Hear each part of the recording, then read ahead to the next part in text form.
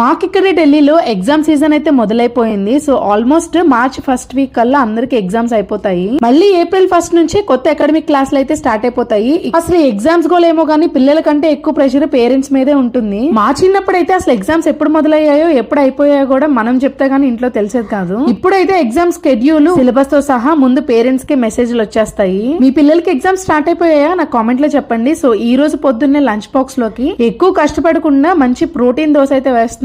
ముందు రోజు నైటే పెసలు కొద్దిగా బియ్యం కడిగి 4 hours నానబెట్టి మెత్తగా మిక్సీ పట్టుకున్నాను. సింపుల్ గా దాంతో ఇలా ఎగ్ దోశ వేసేసాను. నూనె అవాయిడ్ చేసి ఓన్లీ బటర్ మాత్రమే యూజ్ చేస్తాను పిల్లలకైతే. ఎగ్ పైన ఇంట్లో చేసుకున్న కారప్పొడి చల్లుకుంటున్నాను. టేస్ట్ అయితే చాలా బాగుంటది. ఈ పిల్లల ఎగ్జామ్స్ ఏమో గానీ వాళ్ళకంటే ఎక్కువ మనమే చదవాల్సి వస్తుంది. బయట ట్యూషన్ కి పంపకుండా నాలాగా ఇంట్లోనే ట్యూషన్ చెప్పే పేరెంట్స్ ఎంతమంది ఉన్నారో నాకు కామెంట్ సెక్షన్ లో చెప్పండి. దోశలోకి కాంబినేషన్ గా పల్లి చట్నీ పెట్టాను. ఇక ఫ్రూట్ బాక్స్ లోకి అయితే స్ట్రాబెర్రీస్ కొన్ని గ్రేప్స్ అయితే పెట్టేశాను. నచ్చితే ఒక చిన్న లైక్ చేయండి.